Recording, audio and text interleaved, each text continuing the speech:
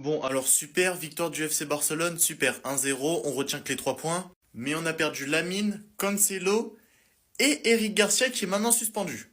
Contre Retafe, ça va être dur.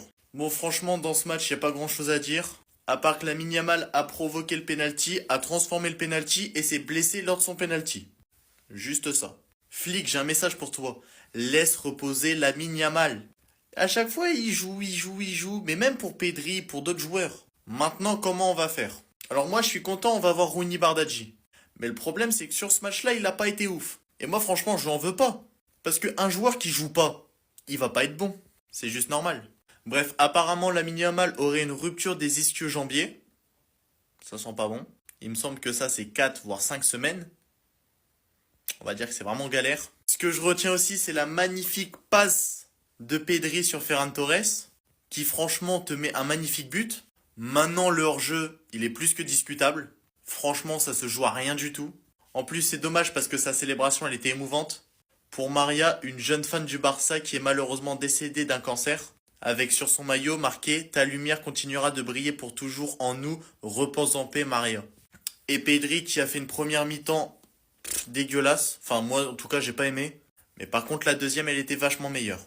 En tout cas, donnez-moi votre avis dans les commentaires. Bravo Hansi Flick. Applaudissements dans les bureaux pour Hansi Flick. Bravo tonton, t'es le meilleur. Comment t'as pu nous faire ça tonton? Je ne comprends pas. Je te jure que je te comprends pas. T'as tout mon soutien depuis 2 ans. Mais sur ça, je ne peux pas te suivre. Je ne peux pas te comprendre. Je n'ai jamais compris cette saison en fait. J'ai jamais compris ce que t'as essayé de faire avec Lamine Yamal. Ta gestion avec ce joueur, même encore aujourd'hui. J'essaye de la déchiffrer, je comprends pas. Je comprends pas. Pourquoi t'es obligé de le faire jouer 90 minutes? Pourquoi t'es obligé de le mettre titulaire 3 jours avant le match retour contre l'Atlético Madrid? Et après tu t'étonnes qu'on lise ça.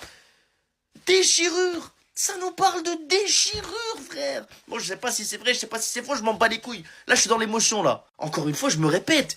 Moi, j'ai rarement vu un joueur faire ça à la fin d'un match. À la fin de la mi-temps, pardon. Quand je vois un joueur sortir du terrain, se tenir la cuisse et ne même pas rester sur le banc, mais c'est que c'est pas de la rigolade sa blessure. C'est qu'il y a quelque chose. C'est qu'il y a un truc. Oh, je suis pas médecin, j'ai pas un bac+5, je suis en école de commerce. C'est voir quand un truc ne va pas.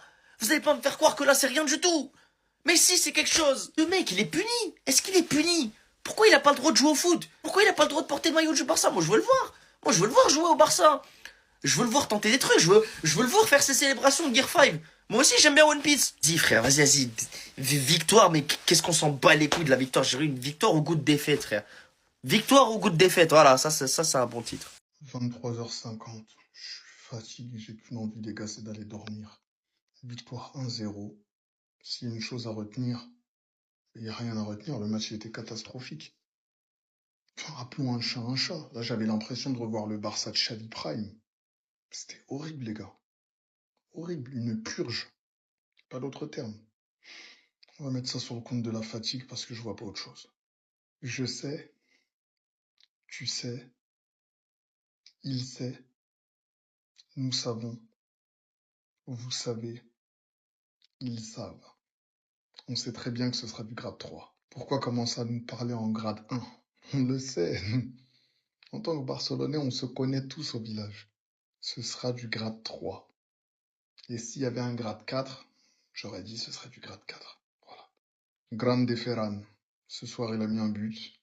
Malheureusement hors jeu. Magnifique but. Il a dédié son but à une petite qui s'appelle Maria, qui est décédée.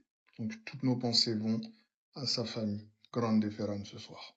C'est tout ce qu'il y a à dire par rapport à ce match, parce qu'après, pour le reste, je vous souhaite une excellente nuit. Si Dieu nous le permet, on se voit demain. Attendez, le but de Ferran Torres, il était pas hors jeu. La vérité, l'équipe, il n'y avait pas hors jeu. Après analyse du but, il s'est avéré qu'il est valable. La VAR dirigée par Carlos Del Cerro Grande a choisi un mauvais moment en déterminant de manière incorrecte l'instant où le ballon quitte le pied de Pedri. On sait. Bien sûr qu'on sait. Déjà, quand j'ai vu cette image-là, déjà, j'étais en train de câbler. Pour ceux qui me suivent sur l'application jaune, d'ailleurs, il y a mon réseau juste ici. Les gars, je le savais. À quel moment il est hors jeu? À quel moment l'équipe est hors jeu? Vraiment, j'ai envie de savoir, genre à quel moment? Après la victoire du Real Madrid hier soir, j'avais déjà mentionné la déclaration de Tebas, de laquelle il disait que le Barça n'allait pas gagner tous ses matchs et qu'il en était convaincu, etc. et que le Real devait se battre jusqu'à la fin. Mais en fait, les gars, je sais pourquoi il a dit ça. C'est justement parce que lui, en coulisses, vous avez capté, il trafique les bails. Même quand c'est lui qui est sorti sur blessure, quand il a vu le hors-jeu sur Instagram, directement, il a mis une story. Lui-même, il sait que c'est pas normal. Et le pire dans tout ça, les gars, vraiment ça c'est le pire, c'est que le prochain match, il a lieu à Retafe, samedi à 16h15, les gars. Retafe chez eux à 16h15 un samedi, sans Rafinha, sans Yamal, sans Cancelo possiblement. Et en fait, je comprends plus rien. Non, monsieur Tebas, en tout cas, je vous le dis, vous êtes bon. Très très très bon même. Aujourd'hui, on a passé un match de merde à domicile face au Celta Vigo. Bloc bas, 5 défenseurs. Même quand ils ont pris un but, ils ont continué à jouer à 5 derrière, bloc bas et à la limite pas nous presser. Vous n'avez encore rien vu. En fin de semaine, on affronte le méchant Retafe chez eux. Le méchant Retafe chez eux. Manquerait plus qu'on ait le même arbitrage qu'aujourd'hui. Et je pense bien qu'on va passer une semaine, mais légendaire. Légendaire. Vivement que cette saison elle se termine. Qu'on perde le moins de points possible. Afin d'aller chercher cette Liga et au moins repartir avec un titre. Oui, il y a la Super Coupe et moi je le compte pas. Mais déjà qu'on a l'absence de Lamine, qu'on a l'absence de Rafinha, maintenant l'absence de Cancelo, l'absence de Bernal, Eric Garcia suspendu contre Retafe.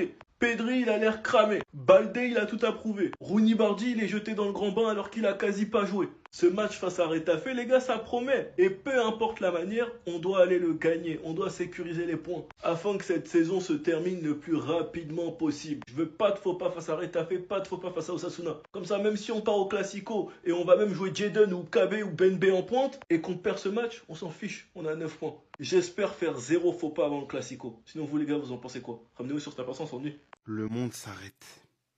Lamine Yamal est sorti sur blessure à la mi-temps. Même avant. Le visage ne ment pas, ça sent vraiment pas du tout bon. C'est pas comme s'il sort sur blessure et qu'il reste sur le banc, non. Il est complètement parti du stade. Là, on attend les examens médicaux, mais perdre Rafinha, perdre Cancelo, perdre Yamal, que des joueurs à vocation offensive. Dans une Liga où, heureusement, t'as quand même pas mal d'avance sur le deuxième.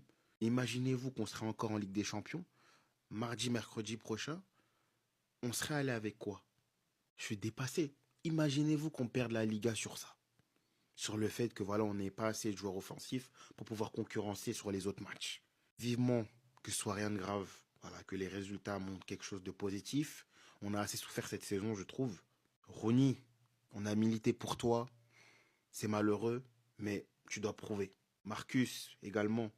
En l'absence de Rafinha, de Yamal. Les gars, sauvez-nous. C'est pas parce qu'on a fait un match de merde que vous allez m'empêcher de dire qu'on a le meilleur gardien du monde cette saison, parce que c'est une réalité. Vous avez pas remarqué, les haters du Barça, ça arrive à critiquer Yamal, ça arrive à critiquer Pedri. Mais il y en a un qui fait l'unanimité quasiment, c'est Johan Garcia. Parce que ce mec-là, le niveau qu'il a, c'est une dinguerie. Et si ce genre de match qu'on fait, où on est dégueulasse, on arrive à les gagner par rapport à l'année dernière, c'est parce qu'on a un gardien de classe mondiale et qui est le meilleur gardien du monde. Encore une fois, c'est trop ce mec. C'est un chat, c'est un oiseau, c'est un albatros, c'est un héron. Je vais pas vous faire tous les oiseaux que je connais, sinon ça peut être très long. Mais c'est trop fort. Avant, en tant que supporter du Barça, ça c'était des photos qui nous hantaient. Des face-à-face entre l'attaquant et le gardien. Maintenant, il n'y a pas une situation où je suis vraiment en stress avec Johan Garcia. Même quand il y a des situations comme ça, je suis pas en stress. Des fois, on prend des buts, je suis déçu, ouais. Mais la plupart du temps, je sais que ce mec-là, il va faire le taf et qu'on va pas prendre de but. Et ça me fait kiffer. Alors oui, je vous vois venir, il y en a certains qui vont dire « Ouais, mais pourquoi il fait quasiment jamais de clean sheet? Il n'y a pas assez de clean sheet pour le meilleur gardien du monde, etc. » Vous savez très bien que la ligne haute conditionne tout ça et qu'il est beaucoup plus exposé à prendre des face-à-face et des buts qui sont, on va dire, entre guillemets, faciles à marquer que d'autres gardiens.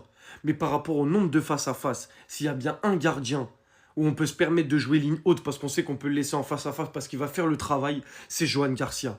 Parce que c'est une dinguerie le niveau qu'il affiche. Et encore une fois aujourd'hui, jamais on prend 3 points en jouant comme ça si on n'a pas un gardien de classe mondiale dans la cage. Je vous le dis haut et fort. Il y en a certains, vous pouvez continuer à faire les aveugles, faire les haters en disant qu'on surcote nos joueurs, qu'on les survend, etc. Mais il n'y en a pas un ici, s'il vient avec honnêteté, qui dira que Johan Garcia n'est pas le meilleur gardien du monde. Parce que c'est une dinguerie, à chaque fois qu'il fait un match, c'est une masterclass. À chaque fois qu'il a des arrêts à faire, il les fait. Et en fait, la constance du gars, pour l'âge du gars, sachant que c'est sa première saison dans un grand club européen, c'est du n'importe quoi.